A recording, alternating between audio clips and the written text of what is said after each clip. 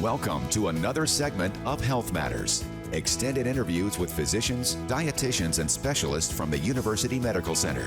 We use portions of these interviews on WVUA 23 News, and a podcast and web extra video of the entire interview is available to you online.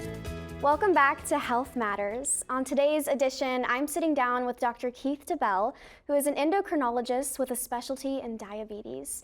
Thank you so much for being here, Dr. Debell. Thank you for having me. Yes, we know it is Diabetes Awareness Month. Right. So can you talk about, just kind of briefly define diabetes and maybe clear up some confusion between type 1 and type 2? Okay, sure. So diabetes is the body's inability to handle carbohydrates, kind of the sugar energy source. Usually that's due to a lack or inefficiency of insulin.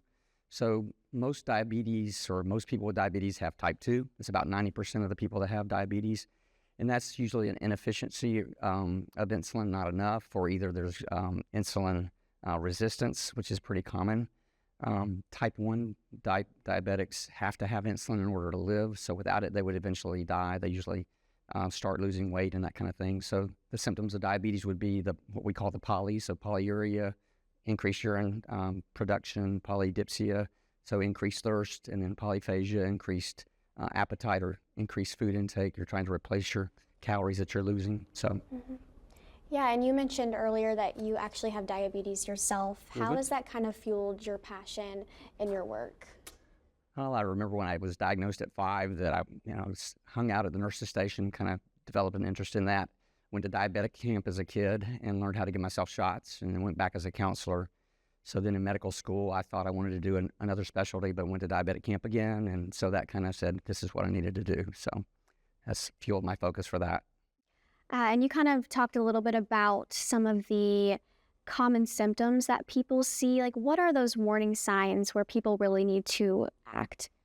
Well, usually weight loss and frequent urination are the ones. I've talked to kids that develop diabetes and might be at the beach on vacation, and they'd have to stop 5 or 6 times coming back from the beach just to go to the bathroom, get some more water or Coke or whatever they were drinking. And the Coke, of course, fueled the fire. So, is there any way that people can lower their risk? Well, it's diet and exercise. So 150 minutes per week of exercise. So that's 5 days a week, 30 minutes at a time. Watching your calorie intake. So diet and exercise are the big factors. And what does therapy look like? What are some of the things that you do with patients?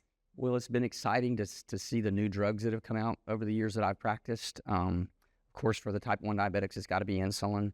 But now the GLP-1 drugs, the Ozempic and Mounjaro, the GLP-1 drugs that help insulin work, help people with their appetite suppression.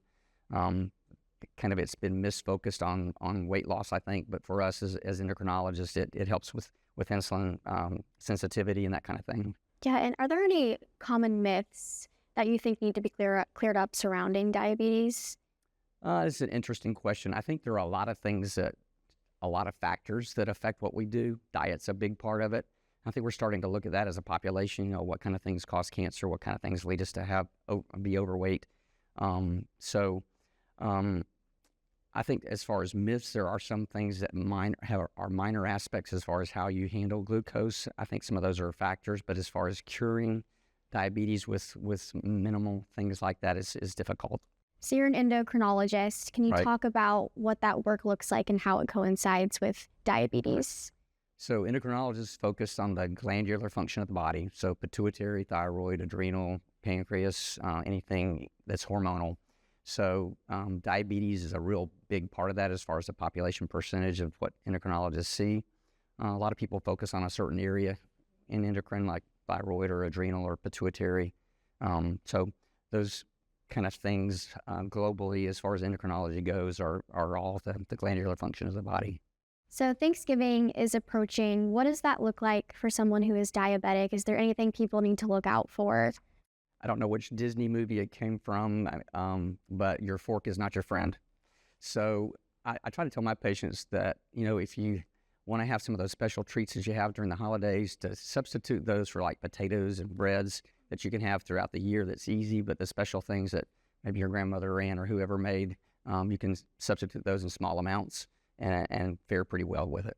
Yeah, and if there's anything just you want viewers to know about diabetes, especially this month where we're really supporting awareness, what would that be? So I think the fact about or knowing your family history, so that diabetes does have a family history component, so especially with type 2. So if you have family members that have type 2 diabetes, it's real important to try to maintain your ideal body weight, to exercise and stay active. And I think anybody that has any kind of chronic disease process, if you can keep a good attitude about it and learn about it, so education is important, those things kind of help you manage the problems, the bumps in life that we have. Awesome. Well, thank you so much for being here with us All right, today, thank you Dr. for having me. Debell.